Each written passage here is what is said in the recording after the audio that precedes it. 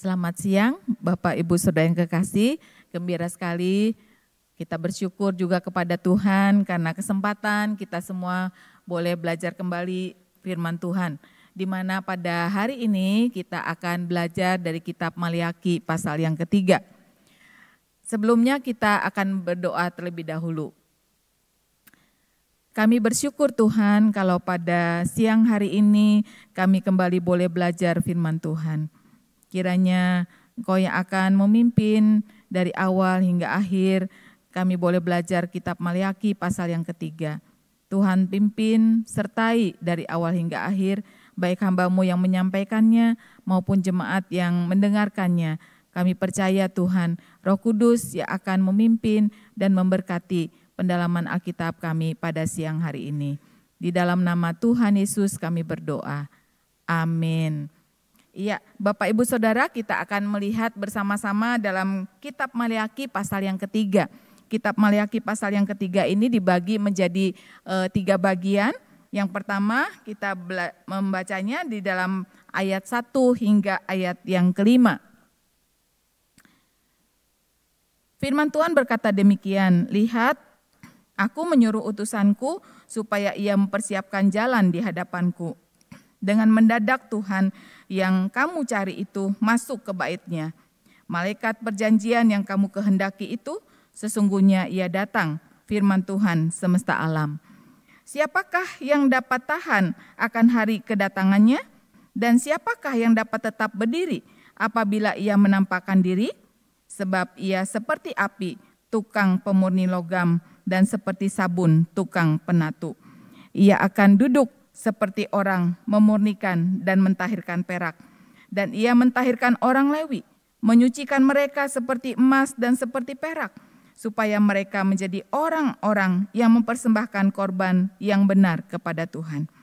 Maka persembahan Yehuda dan Yerusalem akan menyenangkan hati Tuhan, seperti pada hari-hari dahulu kala dan seperti tahun-tahun yang sudah-sudah. Aku akan mendekati kamu untuk menghakimi dan akan segera menjadi saksi terhadap tukang-tukang sihir, orang-orang berzina, orang-orang yang bersumpah dusta, dan terhadap orang-orang yang menindas orang upahan, janda dan anak piatu, dan yang mendesak ke samping orang asing, dengan tidak takut kepadaku, firman Tuhan semesta alam." Bapak Ibu Saudara yang kekasih, kita bisa melihat bahwa kitab Maliaki ini seperti yang minggu lalu kita sudah pelajari bahwa kitab Maliaki ini mengisahkan tentang kondisi real terjadinya apa yang terjadi di Israel pada masa ketika mereka kembali dari pembuangan. Gambaran kondisi mereka di dalam seluruh kitab Maliaki ini kita bisa melihat yang pertama bagaimana ketika bait Allah yang sudah dibangun kembali walaupun tidak semegah dengan bangunan yang asli namun dihancurkan oleh Babel.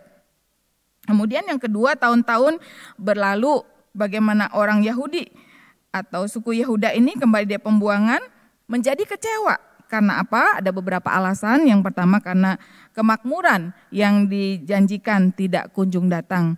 Penghidupan mereka semakin sulit dan kemudian musuh-musuh Israel menghalangi mereka untuk membangun kehidupan yang lebih baik.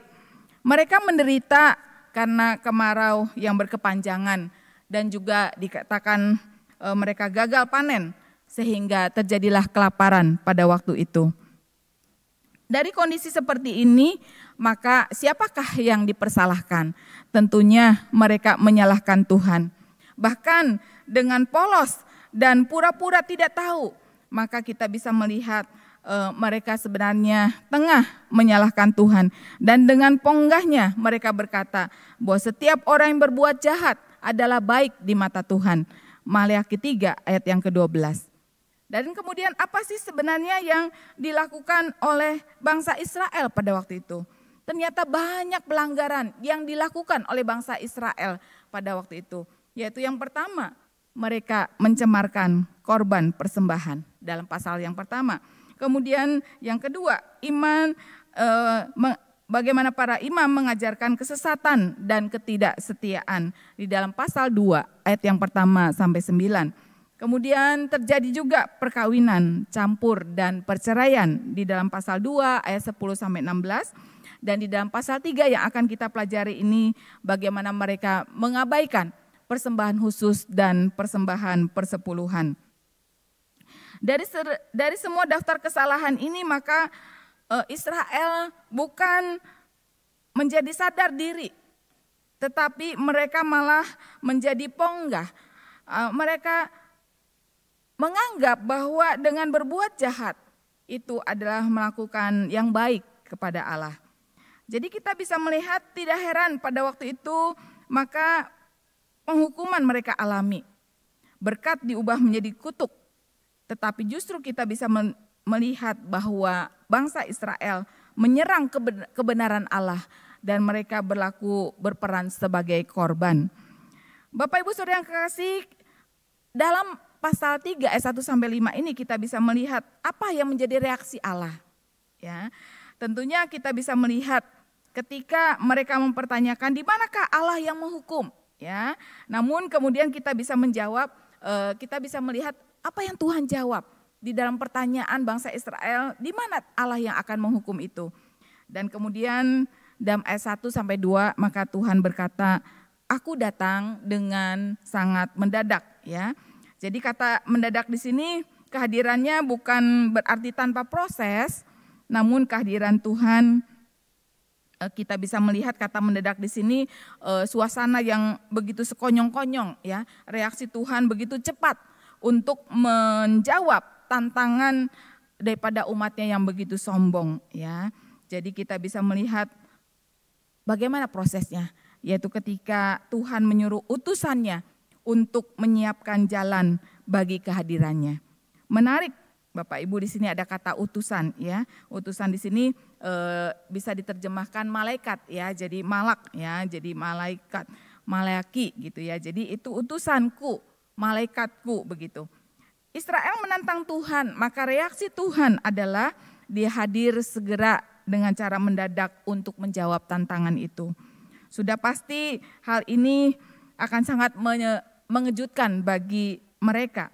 Sebab tidak ada satupun makhluk hidup yang dapat tahan berdiri di hadapan Tuhan ketika Tuhan hadir. Ketika Tuhan datang, ketika Tuhan hadir, tidak ada satupun yang bisa bertahan di hadapan Tuhan. Dan kemudian ayat yang kedua B sampai ketiga, di sana juga dikatakan bahwa dan siapakah yang tetap berdiri apabila dia menampakkan diri, ya. Sebab ia seperti api tukang pemurni pemurni logam dan seperti sabun tukang penatu. Jadi bagian yang kedua ini kita bisa melihat bahwa Tuhan hadir sebagai pemurni logam atau perak. Bagian ini menjadi sangat penting sekali dihubungkan dengan perbuatan Yehuda di hadapan Tuhan. Bagaimana kita diingatkan tentang tugas seorang pemurni logam atau perak, ya. Tentunya dia akan membersihkan bagian kotoran yang melekat pada logam atau perak itu. Kotorannya dimaksud bukan hanya melekat, namun sudah bercampur dengan logam itu sehingga sulit untuk dibersihkan. Maka ketika logam atau perak itu dimurnikan dari kotoran, salah satu cara adalah harus melalui proses pembakaran, ya, dengan suhu yang sangat tinggi. Jadi ketika ada kotoran ataupun karat yang sudah melekat pada logam atau perak itu, maka satu-satunya yang harus dilakukan adalah harus melakukan proses pembakaran dengan suhu yang sangat tinggi. Memurnikan logam atau perak yang dimaksudkan adalah untuk memperoleh kadar logam sesuai dengan mutu yang dirindukan menjadi mutu yang baik. Maka ketika Allah hadir sebagai pemurni logam dan perak, maka itu memberikan kesan bahwa Yehuda sebenarnya tengah dibersihkan dan segera dimurnikan di dalam segala bentuk kenajisan dan dosa. Membentuk satu perilaku hidup kerohanian mereka yang menjadi baru. Itulah tujuan Allah di mana dinyatakan dia datang sebagai seorang pemurni logam, ya. Jadi di sana diingatkan bahwa umat Allah akan dijadikan sebagai umat yang taat yaitu sebagai umat yang akan mempersembahkan korban yang benar kepada Allah. Orang yang mempersembahkan korban yang benar, maka mereka adalah orang-orang yang sudah dikuduskan oleh Allah itu sendiri. Dan mereka telah mengenal dengan sesungguhnya bahwa mereka melakoni hidup sebagai umat Allah yang benar. Yang selanjutnya dikatakan Tuhan hadir sebagai hakim. Ayat yang kelima mengatakan bahwa aku akan mendekati kamu untuk menghakimi dan akan segera menjadi saksi terhadap tukang-tukang sihir, orang-orang berzina, orang-orang bersumpah dusta, dan terhadap orang-orang yang menindas dan orang-orang yang menindas orang upahan, janda dan piatu. Tuhan hadir, dikatakan dalam ayat yang kelima, dia datang sebagai hakim. Tuhan tidak hanya datang untuk memperbaiki yang rusak, sebagaimana yang dikatakan di dalam ayat yang ketiga tadi, tetapi juga dia datang sebagai pemberi hukum. Tuhan datang sebagai pemberi hukuman kepada siapa? Kepada orang-orang yang berbuat dosa. Tukang sihir, pezina, penindas, itu tidak akan diberi ampun. Semuanya akan mendapatkan hukuman yang setimpal. Dengan kata lain, Bapak Ibu Saudara yang kasih, kehadiran Allah sebagai hakim tidak sama dengan kehadirannya sebagai pemurni logam. Sebab jika sebagai pemurni logam, maka tujuannya adalah memperbaiki atau mengubah pola hidup yang berdosa. Tetapi kemudian kalau kita melihat kehadirannya sebagai hakim, maka kehadiran Allah itu menggambarkan dia akan mengacungkan tangannya dan memberikan penghukuman tanpa ampun kepada setiap orang yang tidak bertobat dan tidak bersedia untuk dipulihkan. Itulah kita bisa melihat gambaran bagaimana ketika Allah melihat bangsa Israel di dalam keberdosaannya dan mengatakan bahwa berbuat jahat itu adalah baik di mata Tuhan. Itulah sebabnya maka Tuhan dikatakan dalam ayat 1 sampai dengan kelima, dia datang sebagai pemurni logam dan sebagai pinatu dengan dia datang juga sebagai penatu ya. Tetapi juga dia datang sebagai hakim. Kita lanjutkan di dalam ayat yang ke-6 hingga yang ke-12, yaitu dengan tema pembayaran persembahan perpuluhan menyenangkan hati Allah. Ayat 6 sampai 12 berkata demikian, bahwasanya aku Tuhan tidak berubah dan kamu Bani Yakub tidak akan lenyap. Sejak zaman nenek moyangmu kamu telah menyimpang dari ketetapanku dan tidak memeliharanya. Kembalilah kepadaku, maka aku akan kembali kepadamu, firman Tuhan semesta alam. Tetapi kamu berkata, dengan cara bagaimanakah kami harus kembali? Bolehkah manusia menipu Allah? Namun kamu menipu aku. Tetapi kamu berkata, dengan cara bagaimanakah kami menipu engkau? Mengenai persembahan persepuluhan dan persembahan khusus. Kamu telah kena kutuk, tetapi kamu masih menipu aku. Ya, kamu seluruh bangsa. Bawalah seluruh persembahan persepuluhan itu ke dalam perbendaharaan, supaya ada persediaan makanan di rumahku. Dan ujilah aku, firman Tuhan semesta alam. Apakah aku tidak membukakan bagimu tingkap-tingkap langit dan mencurahkan berkat kepadamu sampai berkelimpahan. Aku akan menghardik bagimu belalang pelahap, supaya jangan dihabisinya hasil tanahmu, dan supaya jangan pohon anggur di padang tidak berbuah bagimu, firman Tuhan semesta alam. Maka segala bangsa akan menyebut kamu berbahagia, sebab kamu ini akan menjadi negeri kesukaan, firman Tuhan semesta alam. Bapak Ibu yang kekasih, di dalam ayat yang ke-6 dikatakan bahwasannya aku Tuhan tidak berubah. Allah menyatakan diri sebagai Allah yang tidak berubah. Ada banyak orang beranggapan kalau mereka taat kepada Tuhan, maka Allah akan cinta kepada mereka. Tetapi sebaliknya, ketika mereka tidak taat kepada Allah, maka Allah akan membenci mereka. Dengan kata lain, Allah itu situasinya bisa bergantung kepada manusia. Benarkah demikian? Tentunya salah. Anggapan ini adalah anggapan yang salah. Itulah sebabnya dikatakan dalam ayat yang ke-7, kembalilah kepadaku maka aku akan kembali kepadamu. Firman Tuhan semesta alam. Jadi kalau kita melihat, kita mengingat apa yang dikatakan Tuhan, firman Tuhan. Seringkali mungkin kita berpikir bahwa Allah bisa berubah-ubah di dalam kepribadiannya mengikuti dengan keberadaan manusia. Tetapi hal itu adalah sangat-sangat salah. Yang benar adalah bahwa Allah memiliki satu kepribadian yang tidak pernah berubah. Di dalam keadaan apapun dia tidak pernah berubah. Kalau Allah bergantung kepada manusia, maka berarti Allah itu berubah-ubah. Karena manusia juga berubah-ubah. Tetapi yang jelas dalam ayat 6 dikatakan bahwa Allah tidak berubah. Dengan kata lain Bapak Ibu Saudara yang kekasih, bahwa pernyataan Tuhan tidak berubah. Ya, kata Tuhan di sini seperti ungkapan Yahweh ya, yang diungkapkan bahwa aku adalah aku begitu ya. Jadi itu menunjukkan satu ketidakberubahan ya. Bagaimana kita melihat di dalam ayat 6 ini ditambahkan dengan kata-kata yang mengingatkan bahwa benar-benar Allah tidak berubah ya. Jadi Allah dalam ayat ini menekankan bahwa ketidakberubahannya Allah. Sehingga inilah yang menyebabkan bahwa Tuhan tidak menghancurkan Israel ya, yang sebenarnya Israel harus dibuang karena keberdosaannya. Tetapi karena sifat Allah yang tidak berubah ini, maka Israel tidak dihancurkan.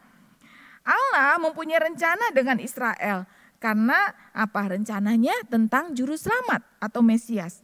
Karena itu ia memilih Israel sebagai umat yang dikasihinya. Tetapi sekalipun Israel menyeleweng dan hidup dalam dosa, apakah Allah kemudian berubah pikiran? Apakah Allah kemudian mengubah rencananya dengan memusnahkan Israel? Lalu memilih bangsa lain? Tidak. Allah dengan rencananya tidak berubah. Ia tidak memusnahkan Israel. Tetapi apa yang Allah lakukan? Allah memang tidak menghancurkan Israel, tetapi Allah juga tidak bisa membiarkan mereka terus hidup di dalam dosa. Sehingga apa yang Allah lakukan? Kita lihat di dalam ayat yang ke-7, firman Tuhan berkata, sejak zaman nenek moyang kamu telah menyimpang dari hadapanku dan tidak memeliharanya. Kembalilah kepadaku, maka aku akan kembali kepadamu. Firman Tuhan semesta alam. Dalam ayat ini Allah menegur mereka dari dosa mereka dan memanggilnya untuk kembali kepadanya. Dengan kata lain Allah menginginkan mereka untuk bertobat. Tetapi Israel ternyata tidak sadar akan dosanya. Orang yang sudah lama ada di dalam dosanya seringkali menjadi tumpul hatinya. Sehingga ia tidak sadar akan dosanya dan menyebabkan ia melakukan hal yang kedua. Yaitu dikatakan dalam ayat yang ke-8. Apa yang sebenarnya Allah ingin lakukan? Bolehkah manusia menipu Allah? Ya, dikatakan di sana, bolehkah menipu Allah? Namun kamu menipu aku. Tetapi kamu berkata, dengan cara bagaimanakah kami menipu engkau? Bapak Ibu Saudara yang kekasih, sebenarnya Tuhan ingin menunjukkan ada satu dosa yang sudah mereka perbuat dan menghendaki mereka akhirnya bertobat.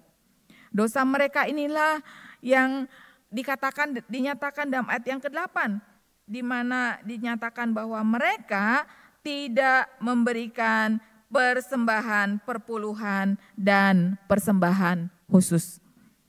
Bapak Ibu yang kekasih, dikatakan di sana mereka tidak mengindahkan persembahan khusus dan persembahan persepuluhan. Persembahan khusus yang bagaimana? Kalau kita baca di dalam Kejadian 29 ya, kita buka sebentar Bapak Ibu dalam Kejadian pasal yang ke-29 ayat yang ke-27 hingga yang ke-28, maka firman Tuhan mengatakan di sana. Kejadian 29 ayat 27 dan 28.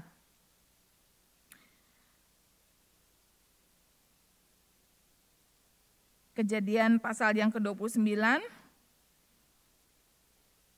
ayat 27 dan 28. mengatakan demikian, genaplah dahulu 7 hari perkawinanmu dengan anakku, kemudian anakku lain pun diberikannya kepadamu sebagai upah, asal engkau bekerja pula padaku 7 tahun lagi. Maka Yakub berbuat demikian, ia menggenapi ke-7 hari perkawinannya dengan Lea, dan kemudian Laban memberikan Rahel kepadanya menjadi istrinya. Kita lihat dalam, saya salah baca Bapak Ibu, dalam Keluaran pasal 29. Keluaran 29 ayat 27 dan 28. Keluaran pasal yang ke-29 ayat 27 dan 28.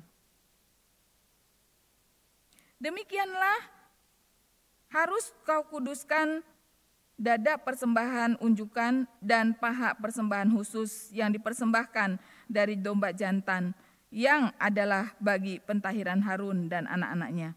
Itulah yang menjadi bagian untuk Harun dan anak-anaknya menurut ketetapan yang berlaku untuk selama-lamanya bagi orang Israel. Sebab inilah satu persembahan khusus, maka haruslah itu menjadi persembahan khusus dari pihak orang Israel yang diambil dari korban keselamatan mereka dan menjadi persembahan khusus mereka bagi Tuhan.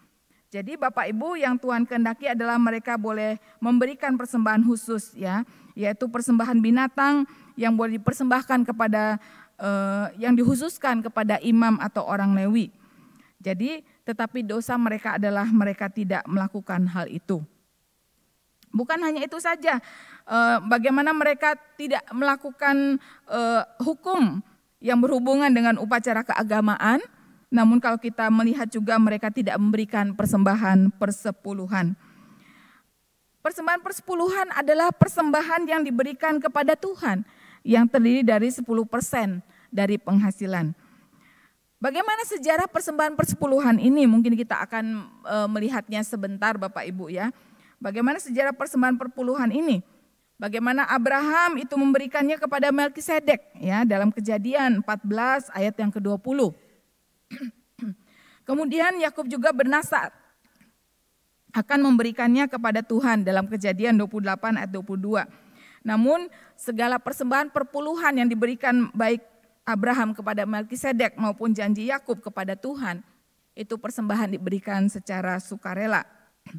Namun kemudian sejak zaman Musa, maka persembahan persepuluhan ini bukan lagi persembahan yang sifatnya sukarela, tetapi diharuskan. Ya, dalam Ulangan pasal 14 ayat yang ke-22 mengatakan demikian. Haruslah engkau benar-benar mempersembahkan 1/10 dari segala hasil benih yang tumbuh di ladangmu tahun demi tahun. Ya, jadi ada kata-kata haruslah engkau mempersembahkan 1/10 dari segala hasil. Jadi itu sudah menjadi satu keharusan pada zaman Musa. Demikian juga dalam Imamat 27 ayat yang ke-30 mengatakan demikian. Demikianlah juga segala persembahan persepuluhan dari tanah, baik dari hasil benih tanah maupun dari buah pohon-pohonan. Itu adalah milik Tuhan. Dan itulah persembahan kudus bagi Tuhan. Jadi Bapak Ibu, persembahan persepuluhan ditekankan di sana itu adalah milik Tuhan. Karena itu apa yang dikatakan oleh Maleaki di dalam ayat yang ke-8, bahwa ternyata mereka tidak memberikan persepuluhan itu. Sehingga kalau kita baca di dalam ayat yang ke-8, bolehkah kamu menipu Allah? Namun kamu menipu aku. Tetapi kamu berkata, dengan cara bagaimanakah kami menipu engkau? Mengenai persembahan persepuluhan dan persembahan khusus. Dikatakan bahwa bangsa Israel ketika tidak memberikan persepuluhan, dikatakan mereka sudah menipu Tuhan, menipu aku. Kata menipu di sini sebenarnya kurang tepat, ya. Jadi sebenarnya tertulis dalam arti yang lebih keras lagi, yaitu merampok, ya. Jadi mereka yang tidak memberikan persembahan persepuluhan dikatakan merampok atau menggelapkan miliknya Tuhan, begitu. Jadi orang-orang yang tidak memberikan persepuluhan itu dianggap merampok atau menggelapkan uangnya Tuhan. Itu adalah 1/10 dikatakan milik Tuhan dan harus diberikan kepada Tuhan. Pada zaman Tuhan Yesus hidup di dalam dunia juga kita bisa melihat hukum itu tetap berlaku ya dalam Matius 23 ayat 23. Dan ini menjadi dasar untuk mengatakan bahwa hukum itu masih tetap berlaku sampai sekarang. Kalau kita melihat memang ada orang-orang beranggapan bahwa di dalam perjanjian baru persembahan persepuluhan sebenarnya sudah tidak berlaku lagi. Tetapi mereka menekankan ya bahwa di dalam perjanjian baru bukan hanya 1/10 yang menjadi milik Tuhan, tetapi segala apa yang ada dalam kehidupan kita itu adalah milik Tuhan ya. Jadi 100% bukan lagi 10%, tetapi 100% itu adalah milik Tuhan. Apa yang kita miliki, apa yang kita punyai, 100% itu semuanya adalah milik Tuhan. Karena apa? Kita tahu itu pemberian Tuhan dan kita harus kembalikan untuk kemuliaan Tuhan. Nah Bapak Ibu, kenapa Tuhan menyuruh untuk memberikan persepuluhan itu? Kalau kita baca dalam Ulangan 12 ayat 5-7, di dalam Ulangan itu ya, maka kita diingatkan bahwa persepuluhan itu digunakan untuk makan bersama-sama dengan orang Lewi. Kemudian dalam Ulangan 14 ayat 28-29, maka dikatakan bahwa 3 tahun sekali persembahan persepuluhan itu digunakan untuk makan bersama orang Lewi, orang asing, janda, yatim piatu, dan orang miskin. Ya, kita akan melihat bersama sebentar dalam kitab Ulangan Bapak Ibu ya. Dalam kitab Ulangan pasal yang ke-14. Ulangan pasal yang ke-14 di dalam ayat yang ke-27 hingga yang ke-28. Ulangan 14 ayat 27 hingga yang ke-29, demikian bunyi firman Tuhan. Juga orang Lewi yang diam di tempatmu janganlah kau abaikan, sebab ia tidak mendapatkan bagian milik pusaka bersama-sama dengan engkau. Pada akhir tahun ketiga engkau harus mengeluarkan segala persembahan persepuluhan dari hasil tanahmu dalam tahun itu dan menaruhnya di dalam kotamu. Maka orang Lewi, karena ia tidak mendapat bagian milik pusaka bersama-sama engkau dan orang asing, anak yatim dan janda yang di dalam tempat itu akan datang makan dan menjadi kenyang, supaya Tuhan Allahmu memberkati engkau di dalam segala usaha yang dikerjakan tanganmu. Bapak Ibu Saudara yang kekasih, jadi kita bisa melihat apa sih tujuan bangsa Israel disuruh mempersembahkan persembahannya kepada Tuhan ya, dikatakan 1/10 itu adalah milik Tuhan. Yaitu yang pertama supaya mereka bisa makan bersama-sama dengan orang Lewi, orang asing, janda, yatim piatu dan orang miskin. Tetapi kemudian dikatakan yang kedua yaitu untuk menghidupi orang Lewi ya. Kita baca sebentar dalam Bilangan pasal yang ke-18. Kitab Bilangan pasal yang ke-18. Kitab Bilangan pasal yang ke-18 ayat yang ke-21 hingga yang ke-24. Bilangan 18 ayat 21 hingga yang ke-24. Mengenai Bani Lewi, sesungguhnya aku berikan kepada mereka segala persembahan persepuluhan di antara orang Israel sebagai milik pusakanya untuk membalas pekerjaan yang dilakukan mereka, pekerjaan pada kemah pertemuan. Maka janganlah lagi orang Israel mendekat kepada kemah pertemuan, sehingga mereka mendatangkan dosa kepada dirinya lalu mati. Tetapi orang Lewi, merekalah yang harus melakukan pekerjaan pada kemah pertemuan dan mereka harus menanggung akibat kesalahan mereka.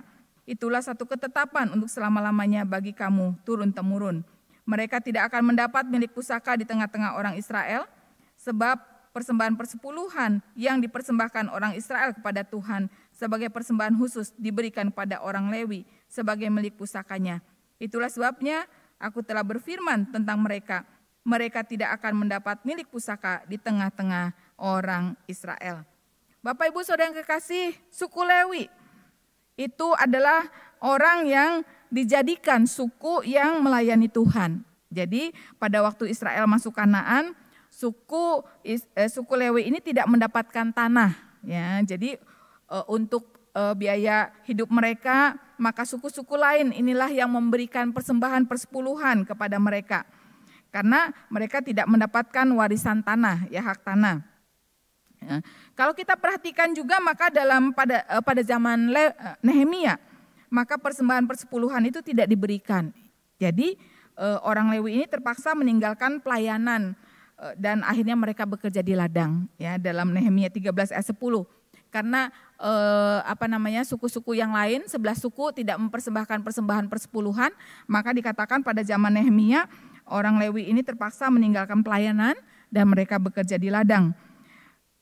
Karena tujuan persembahan persepuluhan itu adalah sebenarnya untuk membiayai kehidupan pelayan atau hamba Tuhan, maka jelaslah persembahan ini harus dipersembahkan di gereja, ya, di rumah Tuhan begitu. Jadi bawalah persepuluhan ke dalam perbendaharaan, yaitu rumah Tuhan atau gereja. Jadi jangan memberikan persepuluhan kepada orang miskin, panti asuhan atau korban bencana dan lain sebagainya. Kalau kita misalnya mau memberikan persembahan kepada orang miskin, panti asuhan, korban bencana dan sebagainya, harus kita berikan 90% dari apa yang kita miliki. Jadi bukan yang 10% itu, ya, tapi dari 90% itu kita yang akan berikan berapa bagiannya. Nah, kalau kita memperhatikan Bapak Ibu yang kekasih, maka dalam ayat 9 dikatakan ketika mereka tidak memberikan persembahan persepuluhan, maka dalam ayat 9 dikatakan kamu telah kena kutuk, tetapi kamu masih menipu aku. Ya, kamu seluruh bangsa. Jadi pelanggaran bahwa mereka tidak memberikan persepuluhan itu bukan satu atau dua orang, tetapi dikatakan seluruh bangsa. Pada waktu itu bangsa Israel tidak melakukan persembahan persepuluhan itu. Jadi itulah dosa seluruh bangsa Israel pada waktu itu. Dan kemudian firman Tuhan ingatkan kembali dalam ayat 10. Bawalah seluruh persembahan persepuluhan itu ke dalam perbendaharaan, supaya ada persediaan makanan di rumahku. Dan ujilah aku firman Tuhan semesta alam. Apakah aku tidak membukakan bagimu tingkap-tingkap langit dan mencurahkan berkat kepadamu. Bapak Ibu yang kekasih, kita bisa melihat di bagian ini mungkin ada orang-orang yang memberikan 10%. Tetapi ada juga orang yang memberikan di bawah 10%. Tetapi juga ada orang yang memberikan 10% dengan begitu taatnya kepada firman Tuhan. Jadi kalau kita perhatikan Bapak Ibu Saudara yang kekasih, apa sih sebenarnya yang Tuhan inginkan di dalam kehidupan kita? Bahwa kita memberikan persembahan persepuluhan itu kepada Tuhan, ya. Jadi sebenarnya apa yang kita berikan kepada Tuhan tidak akan membuat kita berkekurangan. Tetapi justru karena kita ini menjadi orang-orang yang mungkin tidak lagi percaya akan janji Tuhan, kita mungkin ragu dengan janji pemeliharaan Tuhan, maka akhirnya banyak orang tidak memberikan persembahan persepuluhan itu. Itulah sebabnya firman Tuhan memberikan kita satu perintah supaya kita bertobat, ya. Mulai ayat 10 sampai dengan yang ke-12, yaitu dikatakan bahwa ujilah aku firman Tuhan semesta alam. Apakah aku tidak akan membukakan bagimu tingkap-tingkap langit dan mencurahkan berkat kepadamu sampai berkelimpahan.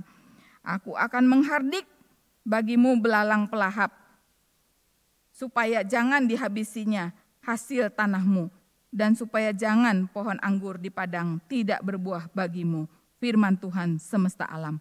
Maka segala bangsa akan menyebut kamu berbahagia, sebab kamu ini akan menjadi negeri kesukaan, firman Tuhan semesta alam. Bapak Ibu yang kekasih, janji daripada Tuhan, ketika bangsa Israel sadar, maka mereka tidak akan dihukum. Walaupun pada saat itu ketika mereka tidak melakukan itu, maka dikatakan mereka sebenarnya kena kutuk. Ya, kamu kena kutuk karena kamu merampok apa yang menjadi haknya Tuhan, apa yang menjadi miliknya Tuhan, kamu rampok dan kamu kena kutuk. Itulah sebabnya dikatakan Tuhan tidak memberi hujan, ya. Selama berapa lama Tuhan tidak memberikan hujan. Bangsa Israel gagal panen, Bapak Ibu. Nah, itulah hukuman yang mereka terima. Tetapi kemudian firman Tuhan katakan, ujilah aku. Apakah aku tidak akan membukakan bagimu tingkap-tingkap langit? Ayat ini menekankan kepada kita bahwa Tuhan akan memberikan hujan kembali, ya.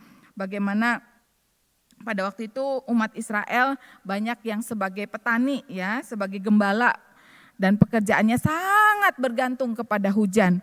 Nah, dengan demikian kalau Tuhan menahan hujan, maka berarti Tuhan menahan berkat-Nya untuk umat-Nya. Tetapi kalau kita melihat ketika bangsa Israel memberikan persembahannya, maka dikatakan janji Tuhan, Dia akan kembali memberikan hujan. Tuhan akan kembali memberikan berkat-Nya kepada umat-Nya. Apa maksud ujilah aku di sini Bapak Ibu? Karena sebenarnya bangsa Israel pada waktu itu begitu bebal, begitu tidak sadar akan kesalahan mereka. Sehingga firman Tuhan sampai berkata, uji aku begitu. Karena mereka pada waktu itu sangat tidak taat dan mereka sangat meragukan janji Tuhan. Sampai-sampai mereka tidak memberikan 1/10 dengan apa yang sebenarnya Tuhan sudah firmankan kepada mereka. Mereka tidak taat. Dan akhirnya mereka harus menerima kutuk. Mereka harus menerima hukuman dari Tuhan. Mereka tidak mendapatkan berkat daripada Tuhan. Sehingga kata ujilah aku di sini adalah satu penekanan kepada orang yang begitu bebal. Orang yang sungguh-sungguh tidak percaya kepada firman Tuhan.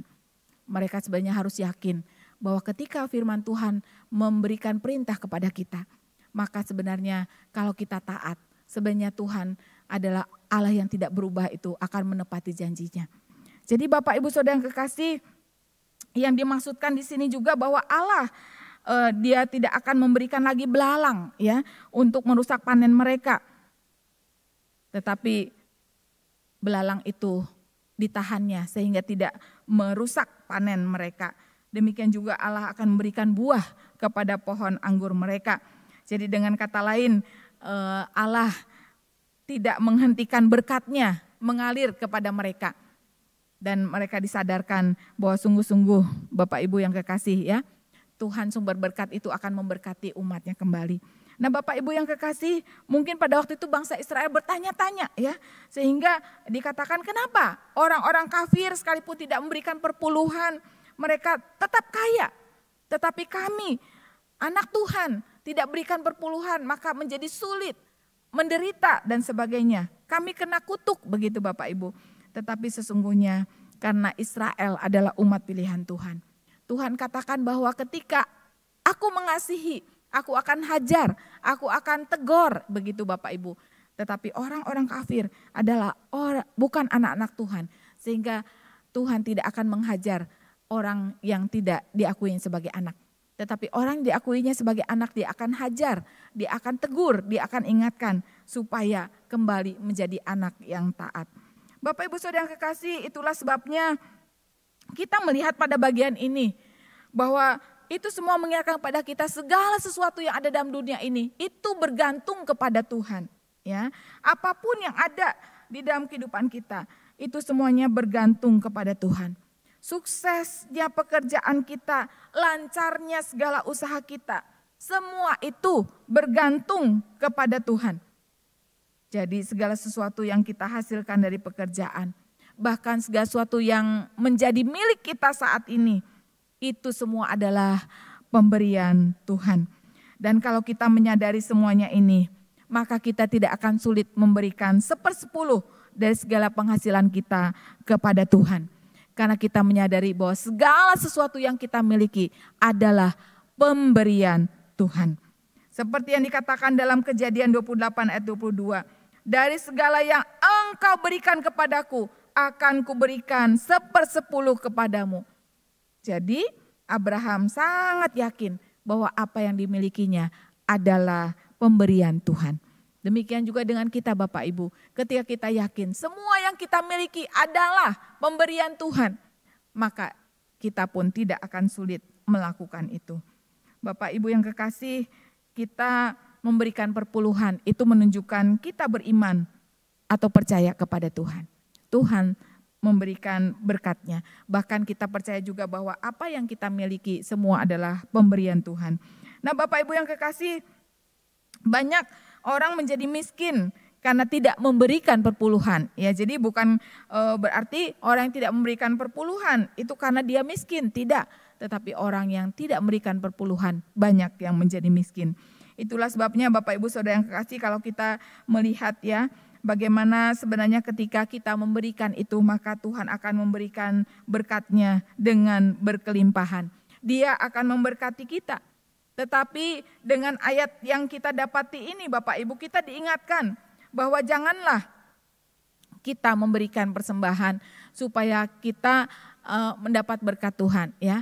Kita memberikan persepuluhan supaya kita diberkati, supaya kita lebih kaya, lebih diberkati lagi. Bukan Bapak Ibu, kita melakukan memberikan persepuluhan karena ketaatan kita kepada Tuhan. Karena satu respon kita bersyukur kepada Tuhan, kita mau taat apa yang Tuhan inginkan dalam kehidupan kita. Maka kita akan melihat bagaimana Tuhan mencurahkan berkat-Nya bagi setiap kita. Bapak Ibu yang kekasih, kita menyadari bahwa 100% penghasilan kita, apapun yang kita miliki, itu adalah pemberian Tuhan. Itu adalah anugerah Tuhan. Sehingga kalau kita melihat apakah ayat ini sama dengan ajaran teologi kemakmuran? Bukan Bapak Ibu ya.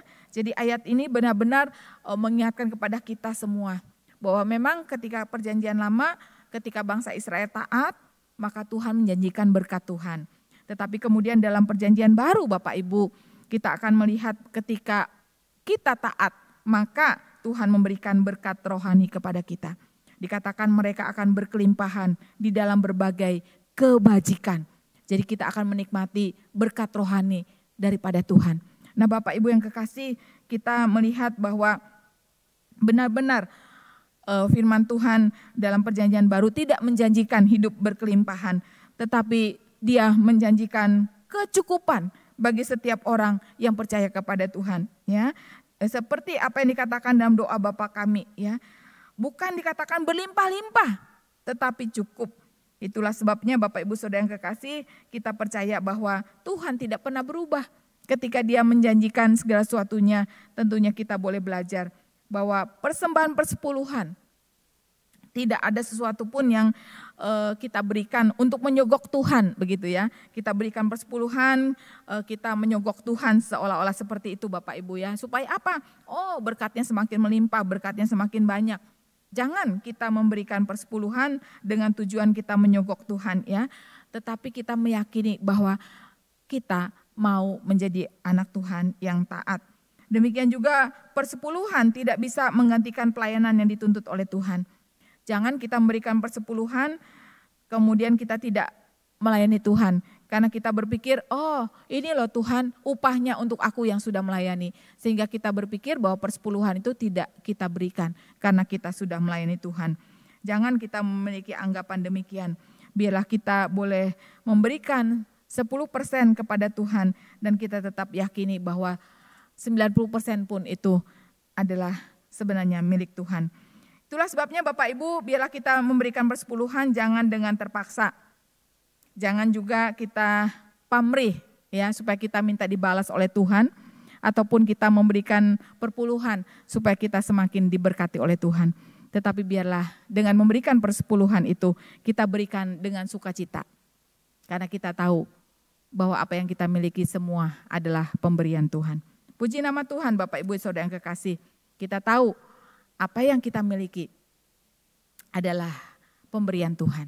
Apa yang ada dalam diri kita adalah milik Tuhan. Sehingga tidaklah menjadi satu keberatan ketika Tuhan menuntut 1/10 dari milik kita.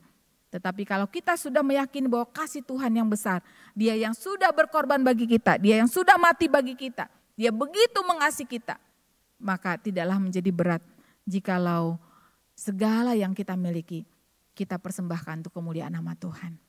Karena Tuhan membawa kita kepada satu iman bahwa Dia memberikan pertolongannya, mencukupi kebutuhan umatnya ketika mereka mau taat kepada firman Tuhan. Dan ayat terakhir Bapak Ibu dalam ayat 13-18 yaitu dengan tema kemenangan terakhir bagi orang benar. Bicaramu kurang ajar tentang aku firman Tuhan. Tetapi kamu berkata, apakah kami bicarakan di antara kami tentang engkau? Kamu berkata adalah sia-sia beribadah kepada Allah. Apakah untungnya kita memelihara apa yang harus dilakukan terhadapnya? dan berjalan dengan pakaian berkabung di hadapan Tuhan semesta alam. Oleh karena itu kita menyebut berbahagia orang-orang gegabah, bukan saja mujur orang-orang yang berbuat fasik itu, tetapi dengan mencobai Allah pun mereka luput juga. Beginilah berbicara satu dengan yang lain orang-orang yang takut akan Tuhan. Tuhan memperhatikan dan mendengarnya. Sebuah kitab peringatan ditulis di hadapannya bagi orang-orang yang takut akan Tuhan dan bagi orang-orang yang menghormati namanya. Mereka akan menjadi milik kesayanganku, firman Tuhan semesta alam, pada hari yang kusiapkan. Aku akan mengasihaninya. Mereka sama seperti seorang yang menyayangi anaknya yang melayani dia. Maka kamu akan melihat kembali perbedaan antara orang benar dan orang fasik, antara orang yang beribadah kepada Allah dan orang yang tidak beribadah kepadanya.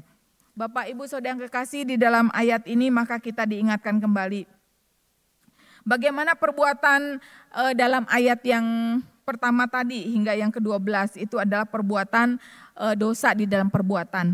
Tetapi di ayat 13 sampai 18 menunjukkan bahwa dosa yang dilakukan oleh bangsa Israel adalah melalui perkataan, melalui ucapan, ya. Sehingga dikatakan bicaramu kurang ajar tentang aku. Jadi kalau kita melihat di sana, sekali lagi sebenarnya Tuhan tidak mempersalahkan bangsa Israel.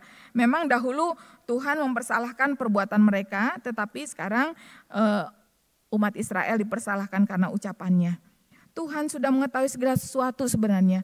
Apa yang ada dalam pikiran manusia, apa yang ada dalam hati, apa yang diperbuat, apa yang diucapkan. Jadi sebenarnya kalau Tuhan menghakimi, maka sebenarnya dikatakan dia menghakimi bukan berdasarkan perbuatan mereka yang tidak berkenan kepadanya. Bangsa Israel sudah begitu membutakan dirinya secara rohani sampai mereka tidak mengetahui segala kekurangannya. Juga mereka tidak yakin bahwa Allah itu sungguh-sungguh tahu akan isi hati, pikiran dan ucapan mereka. Itulah sebabnya dikatakan di sana mereka minta bukti kepada Tuhan tentang ucapan mereka yang mana yang kurang berkenan, mana yang dikatakan kurang ajar itu.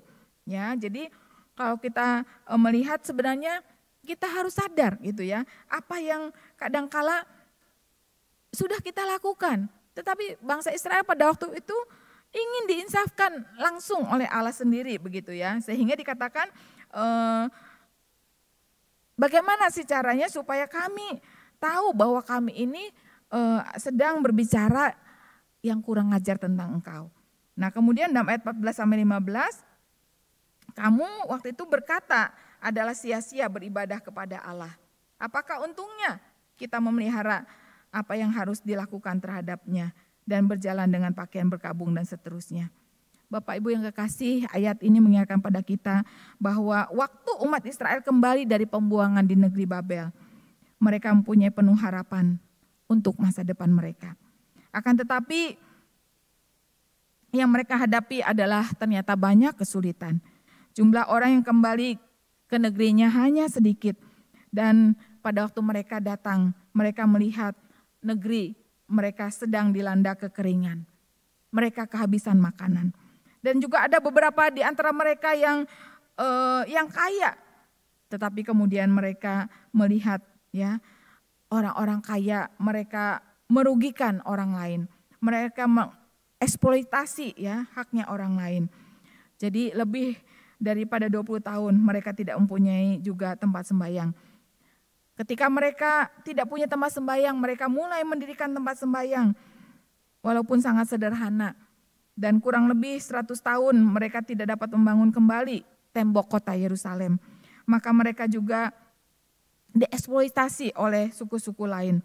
Mereka tetap dijajah oleh bangsa Persia.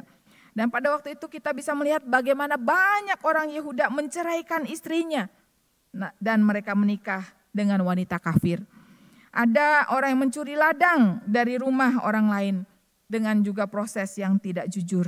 Mereka melakukan manipulasi, mereka melakukan kekerasan. Ada orang-orang yang tidak beribadah lagi. Mereka beribadah dengan tidak sungguh-sungguh dan mereka tidak memberikan persembahan.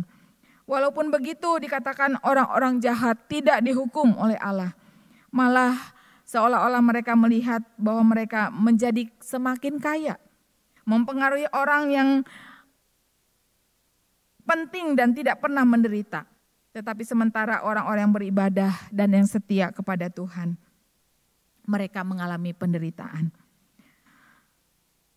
Mereka tidak pernah merasa dihibur oleh sesamanya dan mereka tidak merasa dilindungi oleh Allah. Dan akhirnya orang-orang seperti ini maka dikatakan mereka merasa yakin bahwa Allah tidak memperhatikan mereka. Tidak memperhatikan doa mereka, tidak memperhatikan puasa mereka. Sehingga mereka tahu dikatakan bahwa Allah tidak memberkati mereka. Rupanya mereka sudah tanpa pamrih melayani Allah. Mereka setia kepada Tuhan, mereka melakukan syarat-syarat agama mereka.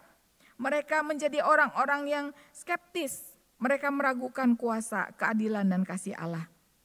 Mereka mengambil satu kesimpulan bahwa mereka setia kepada Allah tidak ada lagi gunanya, tidak ada untungnya.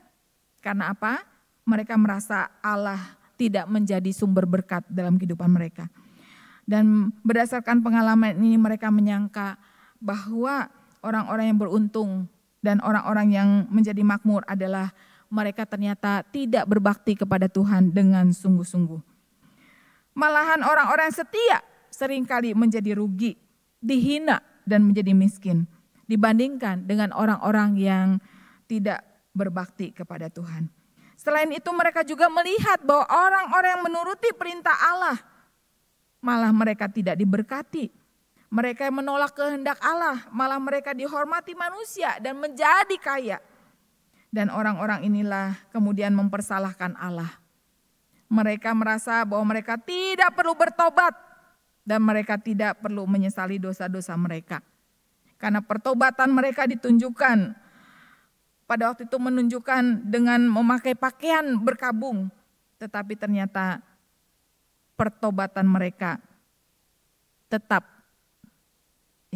situasinya tetap sama. Sekalipun mereka melakukan perkabungan, situasi mereka tetap sama, yaitu tetap hidup menderita. Sedangkan orang-orang lain yang tidak bertobat, mereka menjadi kaya. Jadi mereka makin berkuasa, mereka makin jahat dan makin keras. Itulah sebabnya Bapak Ibu yang kekasih, umat Israel berpendapat bahwa pada waktu itu mereka berpikir seperti filsafat duniawi yang menyatakan bahwa orang yang setia kepada Allah harusnya diberkati, tetapi orang yang tidak setia harusnya dikutuk. Namun kalau kita melihat satu filsafat dunia tidak terjadi pada waktu itu, sehingga mereka menjadi kecewa kepada Tuhan. Bapak Ibu, kemudian kita bisa melihat bagaimana mereka beranggapan bahwa hubungan mereka kepada Tuhan seperti transaksi atau ada perjanjian bisnis begitu ya. Kalau aku baik, Tuhan berkati aku. Tetapi kalau aku tidak baik, Tuhan sanggup tidak memberkati aku. Bahkan mereka menuduh Allah berbuat yang tidak patut. Itulah sebabnya mereka sudah dibutakan oleh dirinya sendiri. Mereka tidak melihat bahwa apa sih yang menjadi kekurangan mereka pada waktu itu. Bapak Ibu Saudara yang kekasih, mereka pada waktu itu hidup penuh dengan dosa. Mereka memang mengakui bahwa dirinya adalah pilihan Allah. Tetapi di dalam tindakan dan ucapannya, mereka penuh dengan rencana yang busuk. Orang Israel sudah bersalah, mereka tidak memenuhi janjinya. Bukan Allah yang salah, bukan Allah yang berbuat kurang ajar, tetapi yang berbuat salah adalah bangsa Israel sendiri. Di dalam ayat yang ke-16 berkata, beginilah berbicara satu dengan lain orang-orang yang takut akan Tuhan. Tuhan memperhatikan dan mendengarnya. Sebuah peringatan ditulis di hadapannya bagi orang-orang yang takut akan Tuhan. Dan bagi orang-orang yang menghormati namanya. Melalui ayat ini Tuhan Allah mulai membela diri atas tuduhan orang Israel yang masih takut kepada Dia. Yang pertama, disadarkannya bahwa sebenarnya Allah menyuruh mereka mengubah dasar dan isi pembicaraan mereka. Mereka harus mengerti bahwa Allah sungguh-sungguh aktif dalam dunia ini. Dia sedang memperhatikan segala perbuatan, bahkan ucapan manusia. Allah selalu ingat akan perbuatan manusia, bahkan apa yang menjadi mutu kehidupan mereka. Zaman kemunduran memang terjadi, tetapi kita bisa melihat bagaimana orang-orang yang mengabaikan dan menolak firman Tuhan, mereka akan mengalami ketidakberuntungan. Tetapi masa depan setiap orang ada di tangan Tuhan. Bapak Ibu, itulah sebabnya dalam ayat 17 berkata, mereka akan menjadi milik kesayanganku sendiri, firman Tuhan semesta alam. Pada hari yang kusiapkan, aku akan mengasihani mereka seperti seorang menyayangi anaknya. Tuhan menyuruh mereka bersabar. Tuhan sedang menguji dan menilai setiap orang. Walaupun dia belum mulai memberkati orang-orang yang patut diberkatinya dan menghukum orang-orang sebenarnya yang patut dihukumnya. Allah telah menyiapkan dan menentukan hari di mana dia sanggup memberkatinya. Allah juga menentukan hari di mana Allah bisa menghukum orang-orang tertentu yang tidak setia. Jadi Bapak Ibu yang kekasih, kita bisa menyadari bahwa sebenarnya bangsa Israel adalah miliknya. Dia dikhususkan, dia dikasihi secara istimewa. Namun sayang sekali, umat Israel pada umumnya tidak setia kepada Allah. Mereka tidak pernah mengalami kasih dan berkat Allah yang direncanakannya. Sampai saatnya mereka memakai nama Tuhan supaya dikatakan sebenarnya Allah ingin memberkati umatnya. Tetapi seringkali tindakan kitalah yang bersalah dan itulah yang menghalanginya.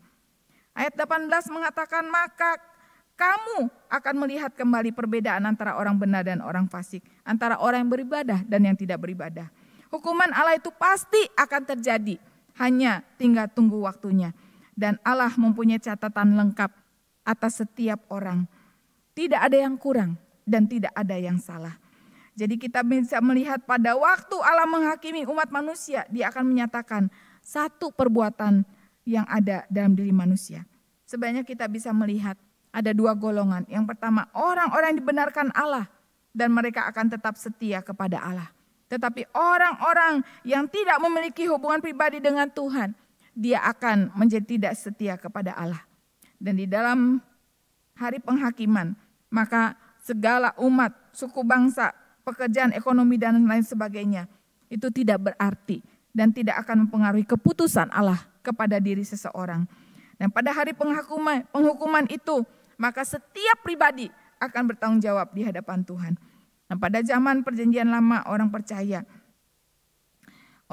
bahwa kesetiaan dan iman pribadinya akan dinyatakan di dalam berbagai macam syarat. Tetapi kita bisa melihat Bapak Ibu yang kekasih bahwa kita percaya ketika Kristuslah yang sudah menyatakannya kepada kita, maka biarlah kita terus belajar untuk kesetiaan itu kepada Allah. Bagaimana kata-kata kurang ajar menentang Allah karena mereka menganggap bahwa sebenarnya mereka sudah mentaati firman Tuhan. Padahal apa yang mereka lakukan, ketaatan mereka adalah sesuatu hal yang sia-sia. Dan kita bisa melihat mereka berkata bahwa orang jahat ternyata lebih enak. Mungkin itu bisa disamakan dengan Mazmur pasal yang ke-73. Bagaimana orang fasik lebih diberkati, tetapi orang percaya mengalami banyak penderitaan dan pergumulan. Tetapi kita di sana akan melihat Bapak Ibu bagaimana orang yang mengandalkan Tuhan, orang yang percaya kepada Tuhan, pada akhirnya akan melihat janji Tuhan yang begitu besar. Itulah sebabnya Bapak Ibu Saudara yang kekasih, sekalipun pada waktu itu dosa Israel adalah mereka menuduh Allah berbuat yang tidak adil, maka pada waktu itu juga mereka mengalami satu kehidupan yang sungguh-sungguh tidak menyenangkan. Dan kita bisa melihat sekalipun apa yang dialami oleh bangsa Israel seperti yang dinyatakan di dalam Mazmur pasal 73, namun kita bisa melihat ketika hati mereka memberontak, mereka menyatakan bahwa Allah bersalah dalam hal itu. Tetapi kita melihat Bapak Ibu bahwa adilkah Allah melakukan hal itu? Benarkah tuduhan kita, tuduhan bangsa Israel pada waktu itu bahwa Allah tidak adil? Benarkah itu? Bapak Ibu, sebenarnya Allah berbuat adil. Karena apa?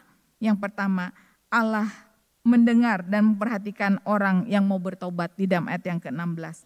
Yang kedua, sebenarnya Tuhan juga punya kitab peringatan dikatakannya dalam ayat 16 bahwa Allah mencatat di sana ya, Allah menjamin, Allah seadil-adilnya dia memberikan pahalanya kepada setiap orang yang melakukan kebenaran, tetapi orang yang berbuat dosa dia akan menerima hukuman.